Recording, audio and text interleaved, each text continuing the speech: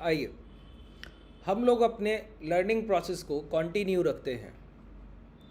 आज ये जो सेशन मैं कर रहा हूँ ये आपके इंट्राडे ट्रेडिंग को एक दूसरे स्तर पर ले जाने की कोशिश है कि आप किसी तरीके से प्राइस में इंट्राडे में जो अपने एंट्री होती है ना उसको और परफेक्शन से एग्जीक्यूशन तक ले जा पाएँ और सिर्फ वहाँ एंट्री करें जहाँ पर किसी मोमेंटम की पॉसिबिलिटी हो और जहाँ पर आपको कोई टारगेट अचीव होने की पूरी पूरी संभावना मिल रही हो। कई बार क्या होता है आप इस तरीके की खरीदारी करते हैं जहाँ पर आपको बाइंग प्राइस तो बेहतर दिखेगा कि प्राइस ने कोई ब्रेकआउट किया तो आप वहाँ पर डिमांड के लिए ब्रेकआउट के लिए खरीदारी करें, लेकिन प्राइस वहाँ से मोमेंटम नहीं देता है, चलकर हायर साइड मूवमेंट नहीं करता है। इसके कुछ कारण होते हैं, जैसे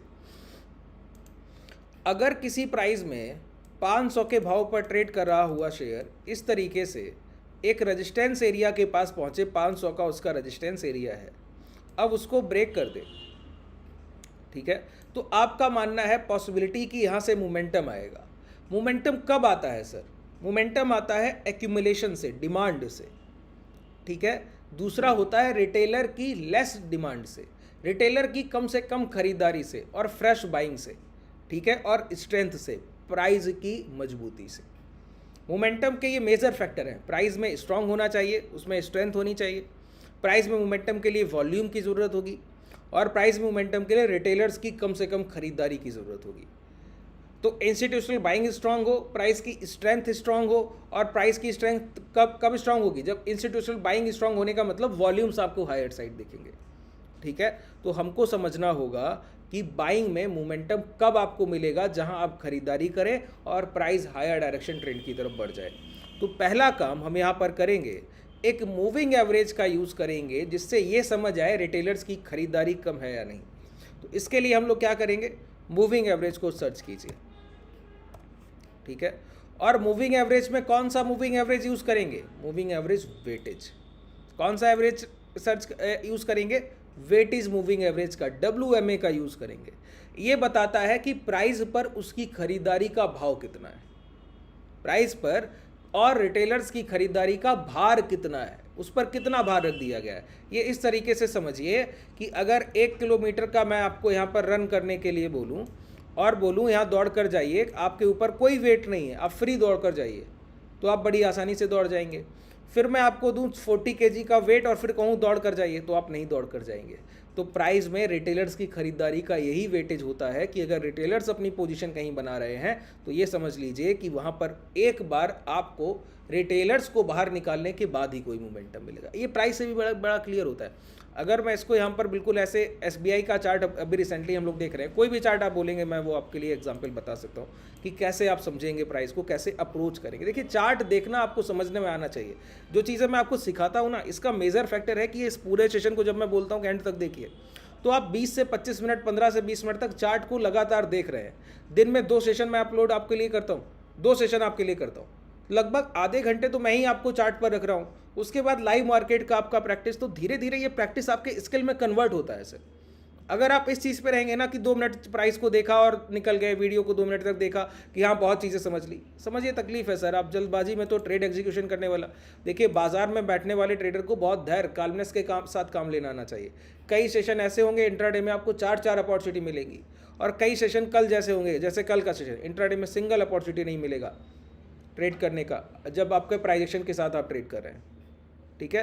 तो सबसे पहले समझिए ये आपके लिए एक डिमांड एरिया है। डिमांड एरिया का मतलब है अगर ये रेजिस्टेंस है, क्योंकि प्राइस अभी यहीं से गिर कर आया, अब ये ब्रेकआउट आपको दिखाने गया, रिटेलर खरीदने लगे सर, एग्जिट, फिर प्राइस गया, फिर ब्रेकआउट दिखा रहा है, रिटेलर फिर खरीदारी कर रहे हैं। अब देखिए रिटेलर्स ने अपने एसएल क्या डाले होंगे, जब यहाँ खरीदारी की होगी ये स्विंग लो, प्राइस ने टेस्ट किया, जब यहाँ खरीदारी की होगी फिर स्विंग लो, प्राइस ने टेस्ट किया, जब ये खरीदारी की होगी ये स्विंग लो।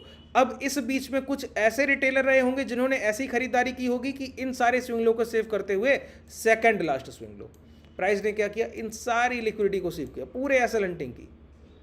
अब जिन लोगों ने 805, 804, 802 और 806 ऐसी खरीदारियां की, बार बार प्राइस ने खरीदारी कराई, पूरी तरीके से हिम्मत तोड़ दी सर रिटेलर की कि आप खरीदने लायक नहीं रह जाइएगा, ठीक है। जब पूरी तरीके से सारे स्टॉप लॉस को हंट कर दिया हर तरीके से, यहां तक के एसएल सर स्वीप किए गए हैं, बताइए इतनी रेंज तक 800 की खरीदारी, एसएल उठाए गए हैं 666 तक के। अब बताइए आपने पहली खरीदारी 800 पे की हो या 803, 804 या 805, तो जितनी बार भी आपने खरीदारी की है, अब इतनी बड़े स्टॉप लॉस हंट कर दिए गए कि जिन लोगों के एसएल चले गए वो दोबारा खरीदने लायक नहीं रह जाएंगे। अब प्राइस जाके क्या करा रहा है, ब्रेकआउट करा रहा है। इसी को हम बोल रहे हैं वेटेज मूविंग एवरेज से समझ लीजिए सर। वेटेज मूविंग एवरेज ये बिल्कुल क्लियर पिक्चर का डायरेक्शन दे देगा, ठीक है। इसी को वेटेज मूविंग एवरेज को समझना है। तो समझिए यहाँ पर आप लेंथ को सबसे पहले चेंज करेंगे और लेंथ को रखेंगे कितना सर, लेंथ को रखेंगे 21, बिल्कुल क्लियर समझिए 21 लेंथ को रखेंगे। सोर्स को क्लोज रखेंगे, कोई चेंजमेंट नहीं। थोड़ा प्राइस में ये कन्वर्ट कर लीजिए कि चार्ट आपको बेहतर तरीके से दिखने लगे, कि एवरेज लाइन आपको बेहतर विजिबिलिटी में आई है। अब ठीक है, अब छोटे टाइम फ्रेम पे चलिए। छोटे टाइम फ्रेम पे देखेंगे आपको बेहतर ट्रेड प्लान्स करने का मौका मिलेगा, ठीक है। Bigger time frame, hourly time frame जब आपने देखा तो आपने एक चीज़ बड़ी आसानी से कैप्चर कर ली कि प्राइस में यहाँ पर रिटेलर्स को कई बार खरीदारी का मौका देकर ये दिखाया गया कि by by by by by, और सारे एसएल स्वीप कर दिए गए, ठीक है। अब जाकर प्राइस क्या कर रहा है, इस हाई के पास एक नैरो कंसोलिडेशन कर कर लॉन्ग करने की कोशिश कर रहा है। मतलब रिटेलर्स यहाँ पर अब बहुत कम संख्या में रह गए, रिटेलर्स यहाँ पर बहुत कम संख्या में रह गए। प्राइस को समझना सीखिए, रीड करना सीखिए। अब कम संख्या के रिटेलर हैं तो अब इस प्राइस का जो ब्रेकआउट होगा उस ब्रेकआउट की पॉसिबिलिटी बहुत हाई हो गई। आवरली टाइम फ्रेम में ये सारी चीजें देख रहे हैं। टॉप टाइम फ्रेम है, इंट्राडे में मैंने आपको बताया पोजीशंस कैसे आप एग्जीक्यूट करेंगे। इसका मतलब है अब लोअर टाइम फ्रेम पे जाकर अब आपको खरीदारी की अप्रोच रखनी चाहिए। एसबीआई में खरीदारी की अप्रोच का मतलब है कि बाइंग किस प्राइस पर की जाए, किस भाव पर आप खरीद लें जहां से आपको मुनाफा आ जाए, ठीक है। तो इसके लिए कौन से टाइम फ्रेम का हम यूज करेंगे, 5 मिनट के टाइम फ्रेम का, या फिर 10 मिनट के टाइम फ्रेम पर आपको परफेक्ट एग्जीक्यूशन मिलते हैं, ठीक है। परफेक्ट एग्जीक्यूशन के लिए 2 मिनट और 10 मिनट के टाइम फ्रेम, लेकिन मैक्सिमम ट्रेडर आप लोग जो है वो 5 मिनट का टाइम फ्रेम यूज करते हैं। इस वजह से मैं 5 मिनट के टाइम फ्रेम का आपके लिए ऑप्शन ले रहा हूँ, ठीक है। अब हमारा काम क्या है ना सर, हमको एक बात तो बिल्कुल क्लियर पता लग गई थी कि प्राइस में बाइंग तय है, खरीदारी तो हो ही रही है, बाइंग बिल्कुल क्लैरिटी से मिल रही, ठीक है। तो हम भी सिर्फ खरीदारी की तरफ अपना मौका ढूंढेंगे, ना कि सप्लाई की तरफ, बिकवाली की तरफ। कोई वन टाइम वन माइंडसेट, ये अप्रोच आपकी हमेशा तय होनी चाहिए किसी भी प्राइस में आप एंट्री करें, ध्यान रख लीजिए, ठीक है। तो पहली काम ये कि हमको सिर्फ बाइंग देखनी है, और बाइंग में वैलिडेशन पहली चीज ये। अब एसबीआई का प्राइस हायर हाइस के फॉर्मेशन में है, तो हाई लगाने के बाद अगर आप यहाँ खरीद लिए और रिट्रेसमेंट हुआ तो लॉस दे जाइएगा।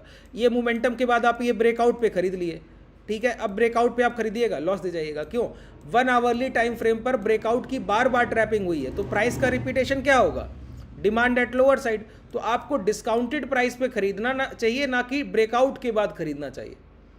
तो कौन सा प्राइस लोअर है, अब ये गिरावट हो रही है, यहाँ खरीद लें कि यहाँ खरीद लें कि यहाँ, कैसे पता लगेगा। इसके लिए हमको यूज करना होगा वॉल्यूम इंडिकेटर। वॉल्यूम मैंने क्या बताया, प्राइस में स्ट्रेंथ लेकर आते हैं बायर्स, जो इंस्टीट्यूशनल बायर जो खरीदारी कर रहे होंगे, उनके orders, block orders, pending orders, ठीक है। उनकी लिक्विडिटी, जहां उनके पेंडिंग ऑर्डर्स पड़े होंगे वहां पे प्राइस टच करेगा, निकल कर जाएगा। बात क्लियर हो रही है।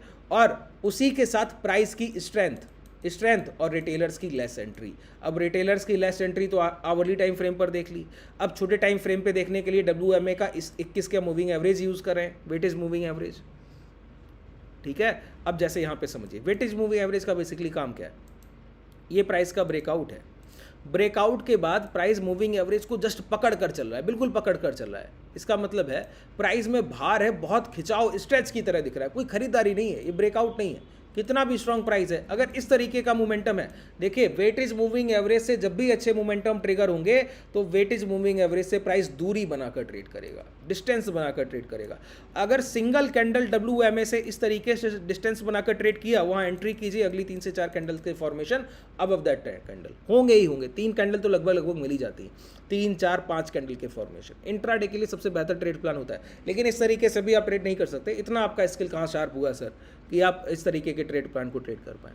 तो पहला काम हुआ कि इस तरीके से WMA में जब भी वेटेज रिटेलर्स की खरीदारी का ज़्यादा होगा तो खरीदारी के बाद कोई मोमेंटम नहीं मिलेगा, ब्रेकआउट के बाद कोई मोमेंटम नहीं, ब्रेकआउट के बाद सिर्फ एसएल हंटिंग, कोई मोमेंटम नहीं। अब हमको समझना होगा कैसे खरीदारी की जाए। फिर ये तो है, तो बाई ऑन डिप का प्राइस समझ में आ रहा है, अब अर्ली टाइम फ्रेम भी देख लिया, अब एंट्री किस प्राइस पे करें, लॉन्ग करने का प्राइस है और लगातार मोमेंटम भी हायर डायरेक्शन चल रहा है। देखिए 801 का भाव 820 पहुंच गया, लेकिन हम खरीद रहे हैं तो हमको घाटा जा रहा है। तो मैंने आपको बताया वॉल्यूम, इंस्टीट्यूशनल डिमांड कहां पड़ी है, स्ट्रेंथ, प्राइस स्ट्रांग है, तय हो गया। रिटेलर्स की कम खरीदारी है, तय हो गया। रिटेलर्स बार बार ट्रैप किए जा रहे हैं, तय हो गया।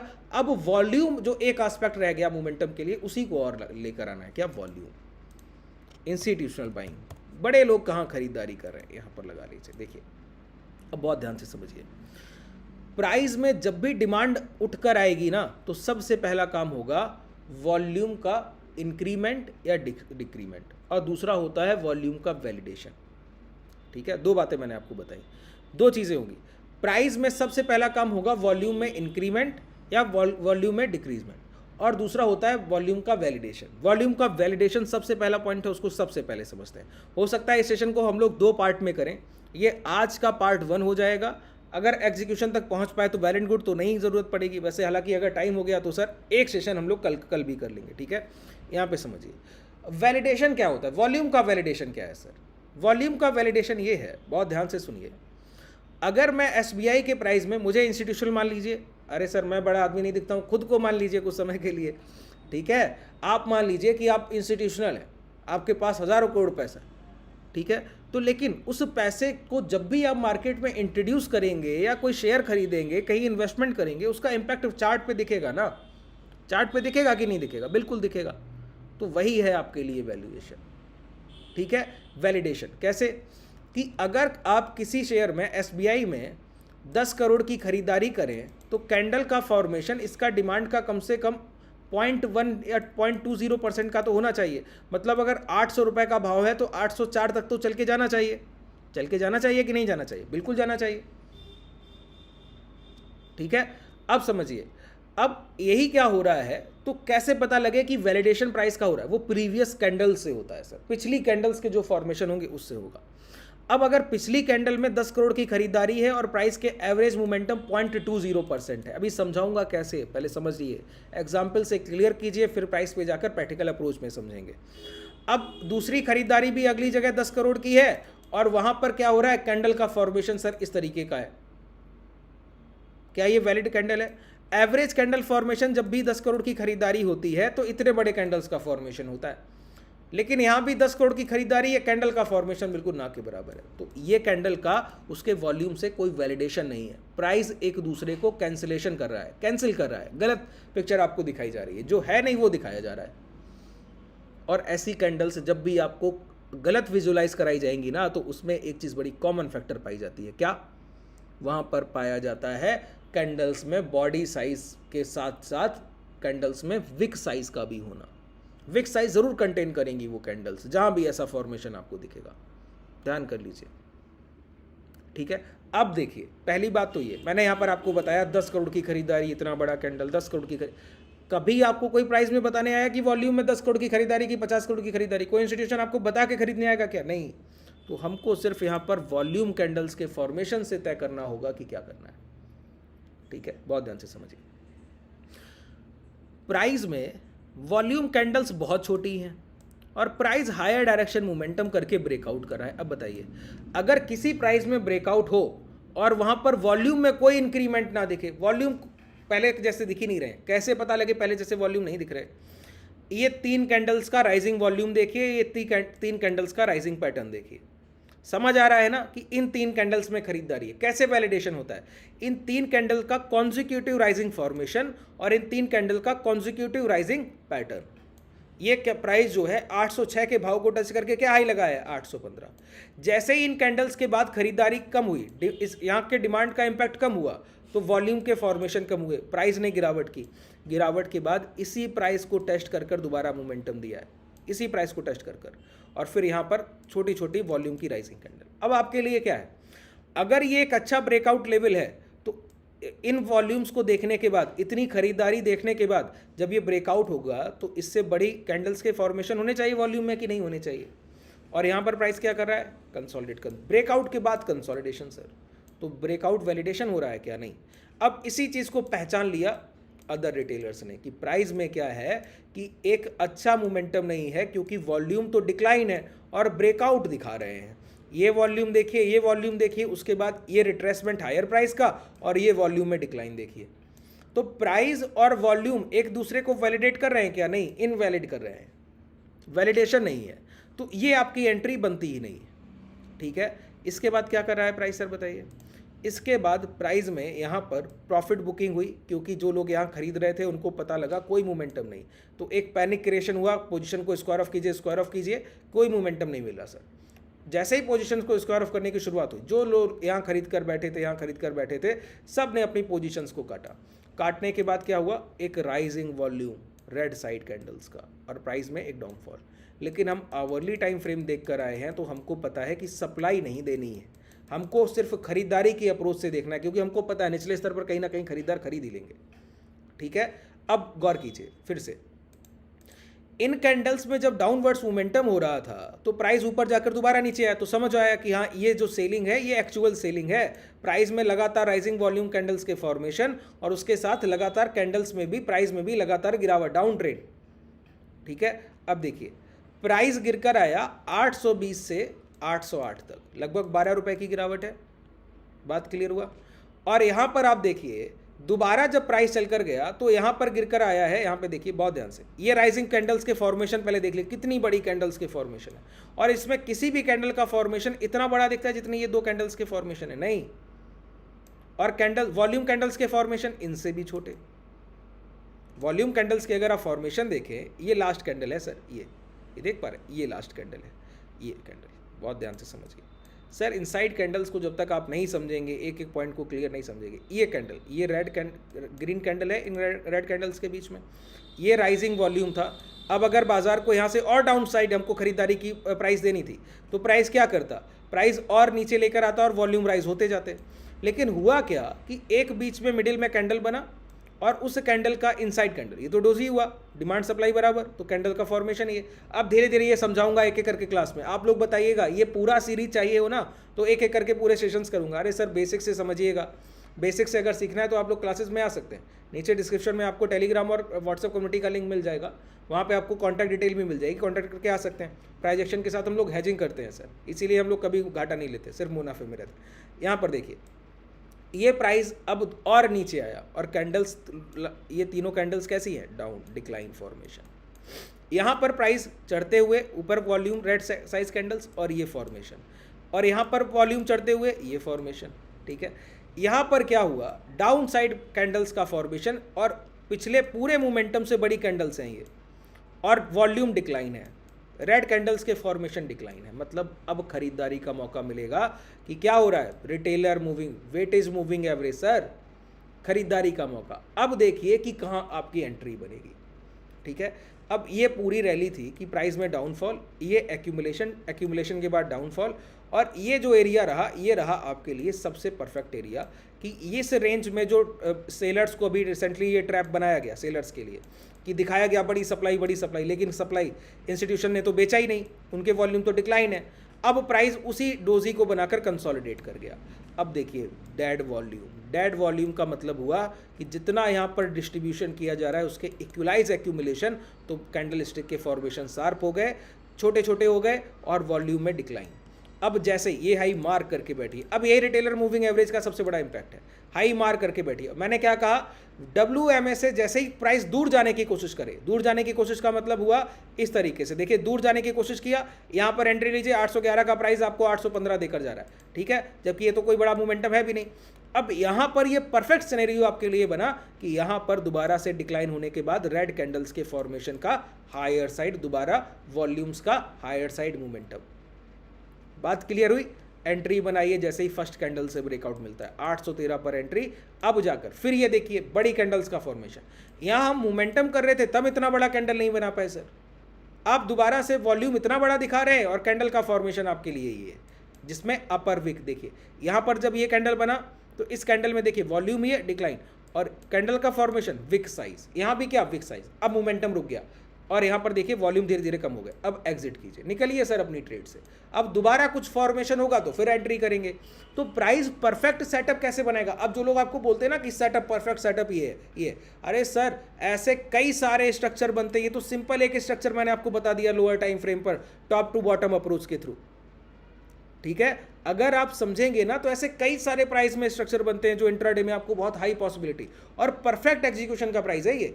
यहाँ पे खरीदने के बाद जैसे ही देखिए वेटेज मूविंग एवरेज और इसके बीच में डिफरेंस जैसे ही कम हुआ एग्जिट, समझ आ गया कि अब एग्जिट का टाइम है, टाइम टू एग्जिट। अब दोबारा वही कैंडल्स के फॉर्मेशन, बड़ी रेड बॉडी साइज, और यहाँ पर बिल्कुल क्लियर था ग्रीन ग्रीन ग्रीन ग्रीन। अब डिक्लाइन कैंडल्स के फॉर्मेशन पहुंच गए सर, टारगेट है ये हमारे लिए, ये रेजिस्टेंस एरिया, रेजिस्टेंस के बाद कोई मोमेंटम मिल नहीं रहा है, प्रीवियस प्राइस बता रहा है, बहुत क्लियर होगा। आप लगभग चीज़ों में आपको क्लैरिटी होगी। ठीक है, अब इसका सेकंड सेशन भी हम लोग करेंगे, ऐसे कई सारे चार्ट के पैटर्न मैं आपको बताऊंगा कि जहां पर किस किस तरीके से खरीदारी की जाएगी, कौन कौन से प्राइस एक्शन, वॉल्यूम और WM 21 का ही यूज करना है सर। ठीक है, वॉल्यूम 9 के साथ जाइएगा और कुछ नहीं, SMA 9, उसमें कोई चेंजमेंट मत, सेटिंग में कोई खिलवाड़ नहीं कीजिएगा। ठीक है, 5 मिनट का टाइम फ्रेम, 2 मिनट का टाइम फ्रेम और 10 मिनट का टाइम फ्रेम।